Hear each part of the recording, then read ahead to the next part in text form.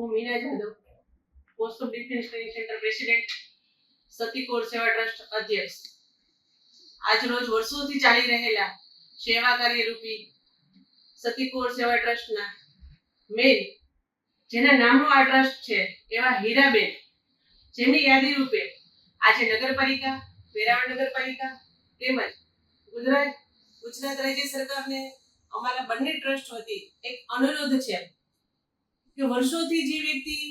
પોતે પોતાના જીવનની અંદરથી અમૂલ્ય સમય કાઢી અને જરૂરિયાતમંદ લોકો સુધી એની સેવા પહોંચાડી છે, એમની યાદી રૂપે હીરાબેનને નગરપાલિકા કોઈ પણ પ્રકારનો ઋણમાં તેમજ સર્કલ ઉપર એમનું નામકરણ કરવામાં આવે હીરાબેનના નામનું, તો આજની જે જાગતી યુવા પેઢી છે એમને સેવા કાર્ય માટે પ્રેરિત કરવા માટેનો એક આ અનુરોધ છે. યુવા પેઢીને જાગૃતતા આવશે કે સેવા કરવાથી કોઈ પણ વ્યક્તિ નાનું અથવા મોટું નથી થઈ જતું, પરંતુ એની યાદી રૂપી જો આપણે એક નામકરણ કરીએ હીરાબેનના નામનું, તો આજની યુવા પેઢીને ખ્યાલ પડશે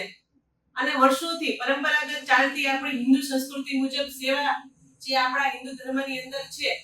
એ યાદી માટે અને સેવા કાર્ય કરી રહેલા હીરાબેનને આપણે આપણા તરફથી, આ સમાજ તરફથી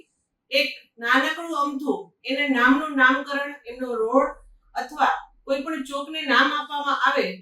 તો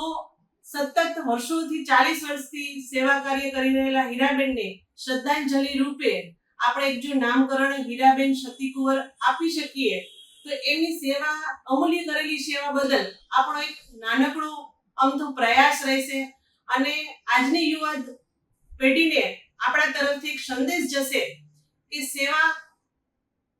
કરેલા કોઈ પણ વ્યક્તિનું ફળ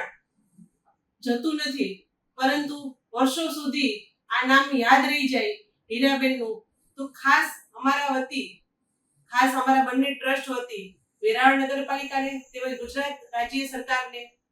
અનુરોધ છે કે હીરાબેન સતી કુંવરને કોઈ પણ જગ્યાએ એમના નામનું નામકરણ કરવામાં આવે અથવા તો